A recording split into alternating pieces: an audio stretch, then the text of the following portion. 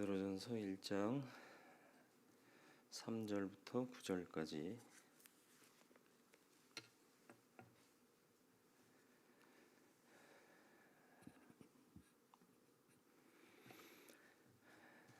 한 절씩 교독하고 9절 같이 읽겠습니다. 우리 주 예수 그리스도의 아버지 하나님을 찬송하리로다. 그의 많으신 긍휼대로 예수 그리스도를 죽은 자 가운데서 부활하게 하심으로 말미암아 우리를 거듭나게 하사 산 소망이 있게 하시며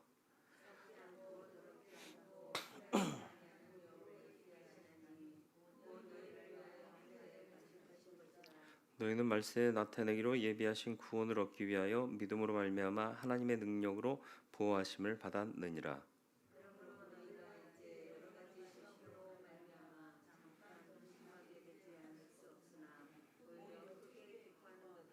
너희 믿음의 확실함은 불로 연단하여도 없어질 금보다 더 귀하여 예수 그리스도께서 나타나실 때 칭찬과 영광과 존귀를 얻게 할 것이니라.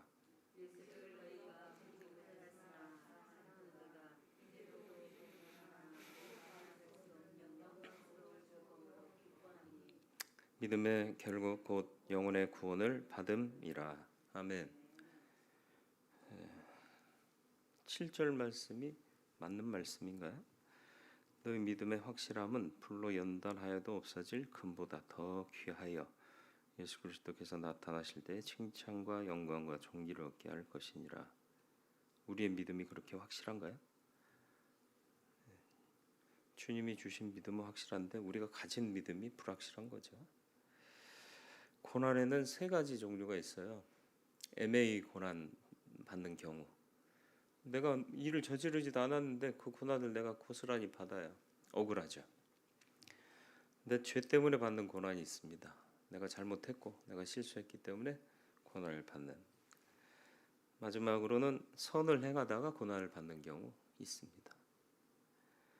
근데 이 선을 행하다 고난 받는 것이 하나님께 가장 아름다운 일이고 제일 복된 일입니다. 그리스도인들은 고난이 있기 때문에 그 고난의 아픔을 통해 창조적인 인격을 완성해 갈 수 있는 겁니다. 시편 119편 67편 고난 당하기 전에는 내가 그릇 행하더니 이제는 주의 말씀을 지키나이다. 고난 당하기 전에는 그릇 행했는데 고난 당하고 나니 이제는 지키게 되더라. 이어지는 71절에는 잘 아는 말씀이죠. 고난 당한 것이 내게 유익이라 이로 인하여 내가 주의 율례를 배우게 되었나이다. 대부분의 사람들은 훈련 받고 시련 받고 외부의 압력과 스트레스를 받는 걸 싫어합니다. 좋아할 사람이 거의 없어요. 그러나 그것들은 바르게 받아들일 때 우리에게 유익이 되는 경우가 참 많아요.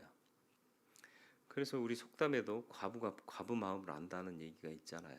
아픔을 당해보니 아픈 사람을 이해할 수 있고, 이해한다는 건 뭐예요? 서로 공감하며 위로의 말을 건네도 아무 경험이 없는 사람이 건네는 말보다 더 공감할 수 있고 힘이, 파워가 있다라는 거죠. 이 말씀을 듣는 여러분 가운데 고난 속에 우리 자신의 복에 대한 개념을 수정했으면 좋겠습니다. 우리도 고난받는 것이 내게 유익이라 고백할 수 있는 그런 믿음이 있었으면 좋겠어요.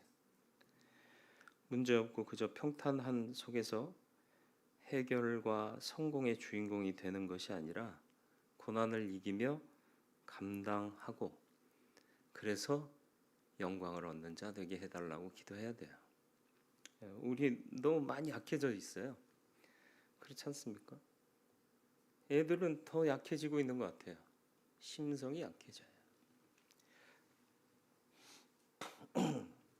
이모셔널한 것보다 테크니컬한 것들을 많이 배우죠. 우리 어렸을 때는 놀이기구가 별거 없었어요.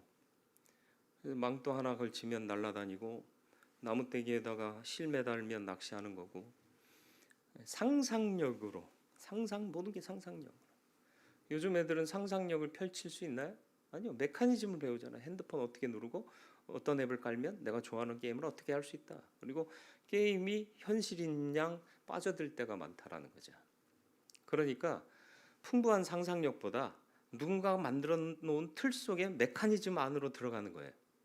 인격이 있을 수가 없어요. 누구 행위를 보더라도 저 사람이 왜 저랬을까 하고 이해하기보다는 그냥 메커니즘적으로 이해하는 거예요. 저런 논리로 온 놈은 나쁜 놈 이렇게 되는 거죠. 나와는 상종하지 말아야지 이런 것들이죠. 어쨌든 고난이 올 때 어떻게 하면 이길 수 있을까요? 오늘 말씀의 제목이 뭐죠? 이기는 힘, 산 소망. 여러분에게 산 소망이 있습니까? 산 소망이 뭐라고 그랬죠? 3절 말씀. 우리 주 예수 그리스도의 아버지 하나님을 찬송하리로다. 그의 많으신 긍휼대로 예수 그리스도를 죽은 자 가운데서 부활하게 하심으로 말미암아 우리를 거듭나게 하사 산 소망이 있게 하시며. 영원한 생명에 대한 소망이 산 소망이에요. 시련보다 건강한 영혼이 있으면 어떤 시련이라도 이겨낼 수 있어요. 코로나가 굉장히 위협적이었잖아요. 그런데 코로나 걸렸는데도 훌쩍훌쩍하다 끝났다는 사람도 있어요. 이게 오미크론이야 뭐 많이 약화된 변종이라고 하지만 델타 때에도요 훌쩍훌쩍 끝난 사람이 있다니까요. 왜 그래요? 바이러스보다 더 건강했던 거죠. 현대인들이 많이 건강해 보이기는 하지만 진짜 건강한 사람들이 의외로 적기 때문에 이런 바이러스에 의한 팬데믹 상황이 벌어질 위험이 큰 거예요. 원숭이 두창 얘기가 또 나오고 있는데 그건 걱정하지 않아도 될 것 같아요.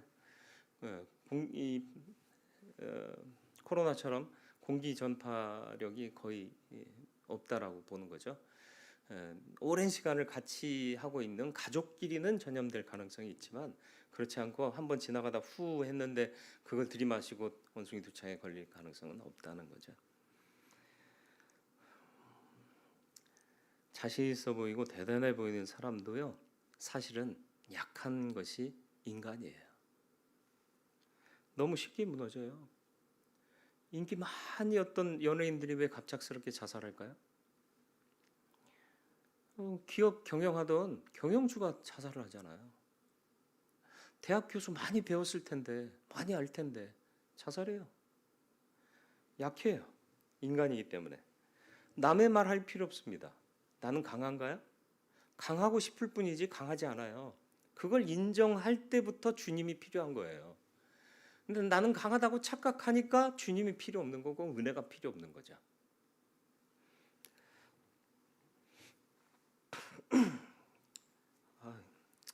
답답하시죠? 저는 더 죽겠어요. 이걸 그냥 확 빼버렸으면 좋겠어요. 사도 바울이 3번이나 그렇게 간절히 기도했다는 게 이해가 돼요.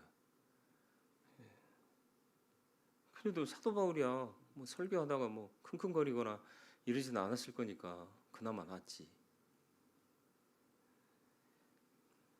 조기 은퇴를 해야 될 것 같아요.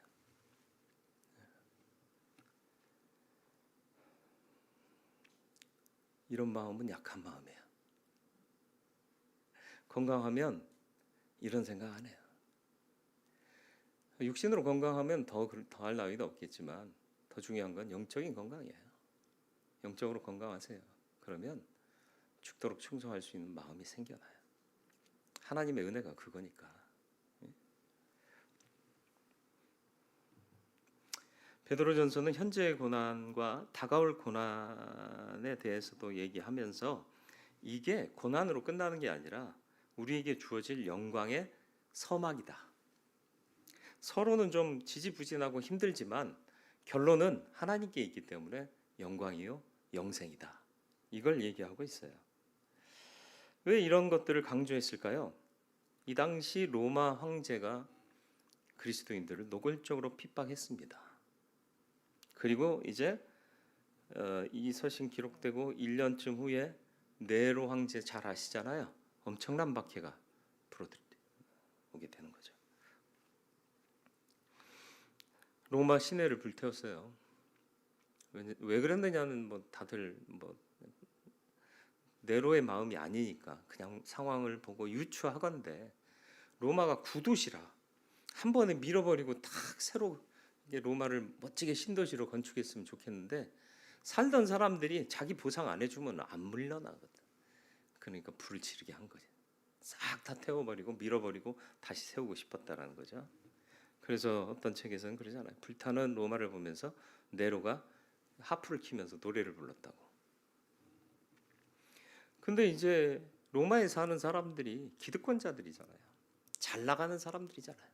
캐피털 시티에 살고 있는 사람들인데 불의 원인을 찾다 보니까 점점 네로가 압박을 당하게 되죠. 그래서 그리스도인들이 불지른 거다. 이게 소문내요.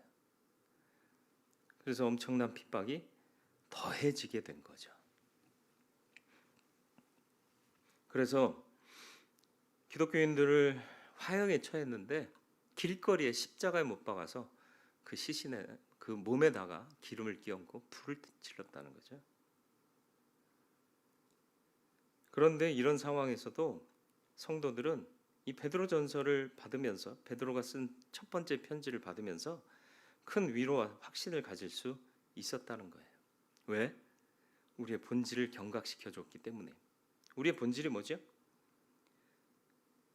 피 뿌려진 십자가, 그 복음, 하늘 소망, 영원히 살아계시는 예수 그리스도, 다시 오실 그분. 이런 것들이 이 안에 담겨져 있으니까 이 서신을 읽는 자마다 다시 힘을 내 믿음의 길에 서게 됐더라라는 것입니다. 건강하시길 축원합니다. 몸으로 건강해야 바이러스도 이기지만 영으로 건강해야 좌절과 낙심에 영적 바이러스를 넉넉히 이길 수 있을 줄 믿습니다. 그래요. 자꾸 이 문제를 묵상하다 보니까 내가 이러고도 목회를 해야 되나? 막 이런 별 해괴한 생각이 다 들어요. 약 좀 먹고 병원 가면 되는데 그거 안 가놓고 지가 안 가놓고는 이걸 이렇게 해가지고 목회를 해야 되느니 설교하는데 자꾸 교인들 들을 때 불편할 텐데 막 이러면서 혼자 생각하니까 꼬리에 꼬리를 물고 어디까지 가요? 그래, 난 목회할 자격이 없나 보다. 여기까지 가요. 내 자격은 누가 검증하신 거죠? 내가 봤을 때 평가한 게 아니라 주님이 보시고 평가한 거예요. 그걸 잊지 마세요. 저와 여러분들이 왜 대흥교회 왔다고요? 여기저기 이력서 넣었는데 어쩌다 된 데가 대흥교회예요. 목사가 이런 말하면 여러분 기분 좋으세요? 여러 목사가 있었는데 우리가 목사님 뽑았어요. 그럼 제가 들을 때 좋을까요? 아니라니까요.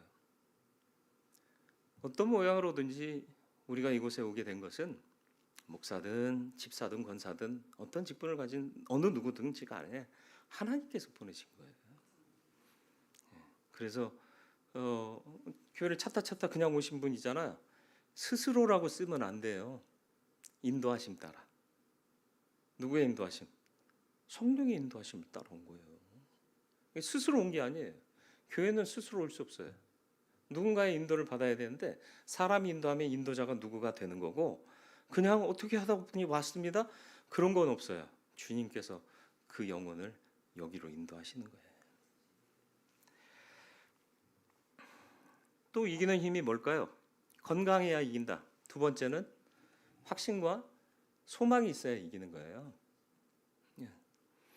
약속을 굳게 붙잡으면요, 지금의 어려움 감내할 수 있을까요, 없을까요? 춘향이 얘기 가끔 했잖아요. 춘향이가 왜 그 옥고를 다 이겨냈을까요? 내 신랑 서방님 반드시 금요환영하며 돌아오겠다. 그 약속 믿고 있었기 때문 아니에요? 약속을 견고하게 믿으니까. 오늘 우리 시대 우리가 믿고 있는 약속은 뭘까요? 주님 다시 오실 때까지를 우리가 늘 끝날 때마다 부르긴 하지만 정말 주님 다시 오실 날을 고대하고 살고 있는 사람이 몇이나 될까요? 그게 약속이거든요. 그게 우리의 소망이거든요. 그러면 이 불완전하고 부족한 인생이 끝나고 완전하고 온전한 영생이 시작되는 거거든요. 이 소망이 있어야 돼요. 안 그러니까 맛있는 거 먹고 좋은 데 가고 싶고 막 그런 거잖아요. 시련보다 큰 확신과 소망이 있으면 어떤 시련이라도 이겨낼 수 있습니다. 베드로전서의 가장 큰 주제가 뭐다? 오늘 읽은 말씀 가운데 나오는 산 소망입니다. 어떤 경우에도 살아있는 소망을 우리에게 주는 거죠. 주님은 죽어 마땅한 우리를 구원하시고 부활하셔서 우리에게 산 소망을 주셨습니다. 어떤 시련이 있어도 절망하지 마라. 왜? 결과는 반드시 승리로 귀결되기 때문이다. 그 베드로는 그 사실을 절실하게 체험한 사람이잖아요. 예수께서 십자가에 돌아가실 때 베드로가 희망을 잃었어요. 예수님을 부인한 슬픔만 되씹고 있었어요. 닭 울음소리 들릴 때마다 죄책감에 죽을 것 같았어요. 그런데 부활하신 주님을 만난 후에 산 소망과 흔들리지 않는 확신을 갖게 된 거죠. 산 소망과 확신을 가지세요. 확신이 없으면 평안도 없어요. 확신이 없으면 원망과 불평 그리고 열등과 절망에서 빠져나올 수가 없습니다. 확신이 있으면 노래를 부를 수 있어요. 발과 발목에 힘이 생기고 마음속에 생수가 솟아날 겁니다. 찬송가 539장 1절 가사를 보시면 이 몸의 소망 무엔가 우리 주 예수뿐일세 우리 주 예수 밖에는 미들이 아주 없도다. 굳건한 반석이시니 그 위에 내가 서리라. 그 위에 내가 서리라. 흔들리고 계시나요? 그 위에 서 있지 않으시기 때문에 그렇습니다. 믿음 안에 예수 안에 서시길 축원합니다. 확신 있으면 원망거리가 노래가 돼요. 원망거리가 기도의 제목이 됩니다. 믿음이 있으면 문제거리가 축복거리로 바뀌어요. 4절 말씀이요. 썩지 않고 더럽지 않고 쇠하지 아니하는 유업을 잊게 하시나니 곧 너희를 위하여 하늘에 간직하신 것이라. 우리에게 영원한 기업을 주셨습니다. 드라마에 보니까 재벌 2세 얘기가 나오는데 차도 좋은 거 타고 넓은 집에서 정원동 보면 쫙 펼쳐져 있고 바로 앞에 연못도 있고 공원에 나가야 볼 만한 풍경을 지 혼자 갖고 살더라고. 되게 부러워요. 안 부러워요? 안 부러우신 분 내가 존경할게요. 부러워요. 세상적으로도 큰 능력, 물질 이런 것들을 갖고 있는 사람의 아들, 딸이 된다는 거 참 부러운 일이에요. 그러나 세상의 주인이신 하나님의 아들, 딸이 됐다는 것을 감사하고 감격하며 실감하고 사는 사람들이 없어요. 우리의 눈이 육신에게 맞춰져 있기 때문에 그렇습니다. 영적인 가치를 보고 영적인 가치를 추구하는 사람은 상황이 어떻든 내 처지가 어떻든 주께서 나를 자녀 삼으신 것 하나만으로도 소망과 확신이 있어요. 그래서 남 부러울 것 없이 넉넉하게 살게 돼요. 그래서 양반들이 상놈들의 전도를 듣고 전도를 받고 교회에 출석하기도 했어요. 양반은 돈도 있고 지위도 있고 인간 대접받고 사는 사람이지만 그 집의 하인들은 인간 대접도 못 받았어요. 그런데도 예수 믿고 나니까 그에게 빼앗기지 않는 평강이 있는 거죠. 근데 관직이나 갖고 있고 또 물질이나 또 쌓아놓고 있다는 이 영감 마님들은 늘 스트레스와 해결되지 않는 고민들이 있었던 거라. 종들이 부르는 찬송가 가사에 귀를 기울이게 되고 네가 가서 듣는 것이 무엇냐? 예수에 대해서 소개하고 그래서 양반들이 자기 하인들 때문에 예수 믿은 사람들이 초기 교회에는 많았어요. 그래서 금산교회 얘기하시잖아요. 그 집 종과 주인이 함께 장로 피택 후보가 됐단 말이에요. 종이 먼저 됐어요. 나중에 주인도 장로가 되긴 했지만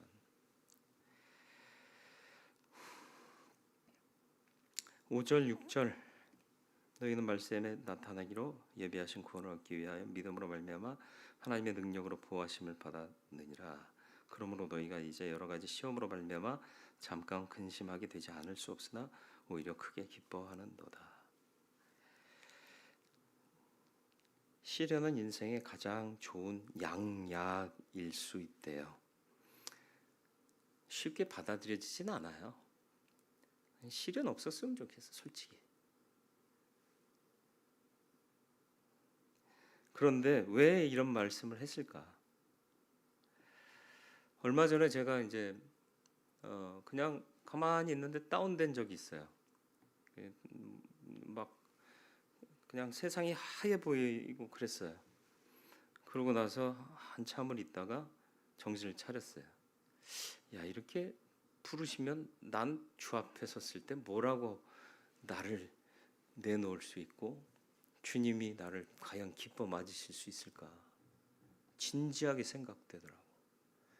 남은 인생이 나는 어떻게 살아야 될 것인가에 대해서 고찰하게 되고 고심하게 되게 만들더라는 거죠. 그래서 사실은 중병 가운데에서 주님을 만난 사람들이 많아요. 죽을 위기에서. 이렇게 죽으면 난 뭔가. 그러면서 깊이 인생을 고찰하고 주님을 만나는 거죠. 이게 양약과 같다라는 표현인 거죠. 그저 살다 죽는 거, 그거 우리가 기뻐할 죽음이 아니잖아요. 주님 뜻대로 살다가 부르시는 그날에 네 하고 부름받아 가는 거. 그게 우리의 추구하는 삶 아니겠습니까? 나를 성찰하게 하는 건 잘 나갈 때가 아니에요. 잘 나가면 오히려 성찰을 못해요. 정말 지잘난 줄 알아요. 근데 안 되고 시련을 만날수록 뭐가 잘못됐지? 그러면서 날 하나하나 뒤집어 보게 되잖아요. 대신 자학하지는 마세요. 자학하기도 할 거예요. 아이고 인간아, 그것밖에 못하냐 스스로한테. 그건 잠시만. 인간이니까 그럴 수 있어요. 그러나 거기서 끝나지 마시고 그럼에도 불구하고 날 사랑하셔서 구원하시고 나를 보배롭고 존귀하게 여기시는 하나님 그 사랑을 내가 깨달았으니까 그 사랑 안에 힘을 얻어서 다시 주님 기대하시는 그 삶을 살아야지 하고 일어설 수 있어야 되는 겁니다. 이게 소망 안에서 확신 가진 사람이 시련을 이기는 법이에요. 마지막으로 역전의 기회를 얘기할 필요가 있습니다.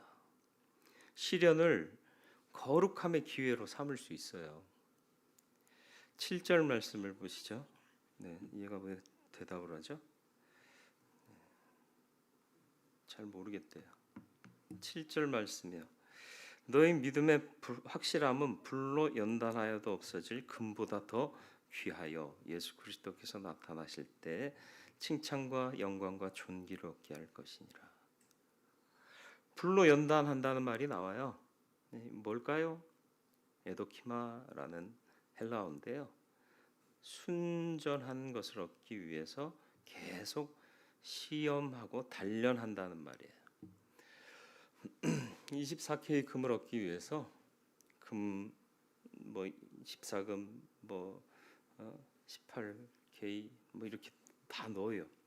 그래서 도가니 안에 넣고 뜨겁게 불을 쬐게 하죠. 그럼 녹아내려요. 불순물들은 도가니 속으로 빨려 들어가고요. 금만 남아요. 한두 번 해서 안 되고 여러 번 재련하고 나서 따라내면 100%가 안 돼요. 99.9% 혹은 99% 이상. 그러면 순금이라고 그래요. 이 세상의 한계를 그런 것들이 보여주는 것 같아요. 100%를 못 만드는 것 같아요. 세상은. 하나님밖에 없어요. 어쨌든 성도의 삶에도 많은 불순물들이 있어요. 불 같은 시험이 우리를 연단해서 정결케 만들어 주는 거예요. 재련해내는 거예요.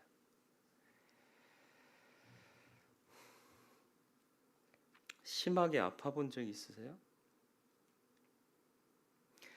정말 막 아무것도 못할 정도로 아파 본 적 있으세요?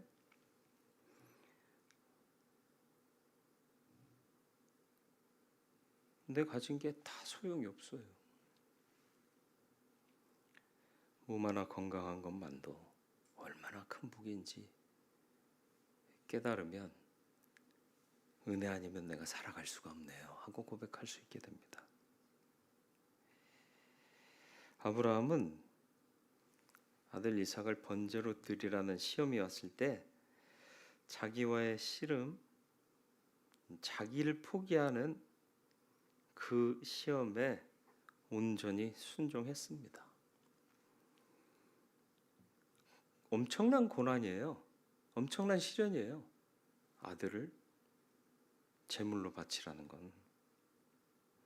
근데 그때 그가 정결한 신앙의 체험을 하게 되죠.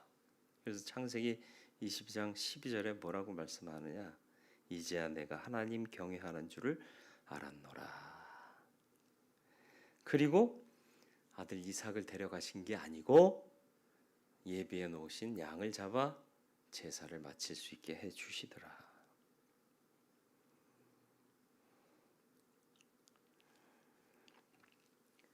지금 믿음의 시련을 겪고 계십니까?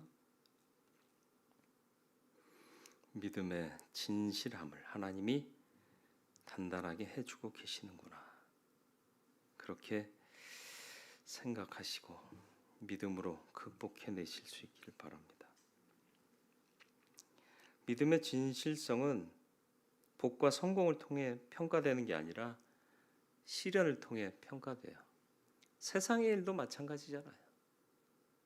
세상에서도 뭐라고 어떤 속담들이 있죠? 조강지처란 말이 있어요. 족껍데기, 뭐 좁쌀 이런 거 먹고 힘든 시절을 지나온 사람이 진짜 내 사람이다. 뭐 이런 얘기 있잖아요. 시련을 통해 나타나는 거예요. 이 시련을 이기는 자에게 칭찬과 존귀와 영광 주신답니다. 그래서 바울은 로마서 8장 18절에 그렇게 고백한 거예요.